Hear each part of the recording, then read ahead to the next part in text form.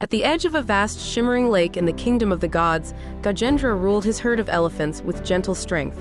Each dawn, he led them down the sloping banks to drink the cool waters. One morning, as the mists still curled over the lake's surface, Gajendra raised his mighty trunk and trumpeted his greeting to the rising sun, unaware that hidden beneath the water an ancient crocodile waited, its jaws wide. With surprising speed, the crocodile seized Gajendra's hind foot. The elephant roared in pain, stamping the ground and tugging with all his might. But the more he struggled, the tighter the beast's grip. Waves splashed, and the other elephants scattered in panic, their cries echoing over the water. For 100 agonizing breaths, Gajendra thrashed and bellowed. He called upon the strength of his ancestors. He dug his tusks into the lakebed, yet the crocodile would not relent. Finally, exhausted and bloodied, the elephant lay still, heart pounding with both fear and resolve. In that moment of utter helplessness, Gajendra remembered the promise his mother had whispered on his birth, that in his hour of greatest need the Lord of the universe would listen. Gajendra bowed his great head, raised his trunk toward the sky, and with all his heart cried out, "O Madhusudana, slayer of demons, protector of the helpless, I am your humble servant. Hear me now.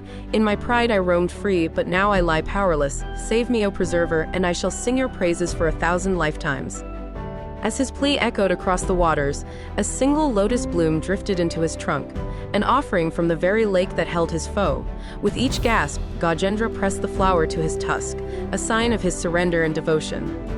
Suddenly, the waters stilled. A radiant light glimmered on the horizon.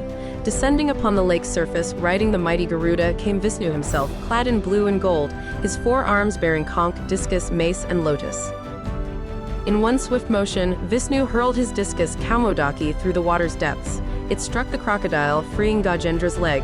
The beast vanished, released from its ancient curse, freed to return to the streams. Gajendra rose, shaking water from his broad back, and bowed before his savior. Vishnu smiled and placed a gentle hand upon the elephant's head. "Rise, noble king. Your devotion has unlocked the door to liberation. No longer shall you wander the cycle of birth and death." In that instant, Gajendra's bonds to earthly life dissolved. Bathed in divine light, the great elephant's spirit soared, liberated at last. When the other elephants returned, they found the lake tranquil once more, and only a single lotus floating upon its surface, a silent testament to the power of surrender and the mercy of the divine. From that day forth, Gajendra Moksha was told wherever hearts needed courage, that even the mightiest in their darkest hour are held by a loving hand, if only they call with true devotion.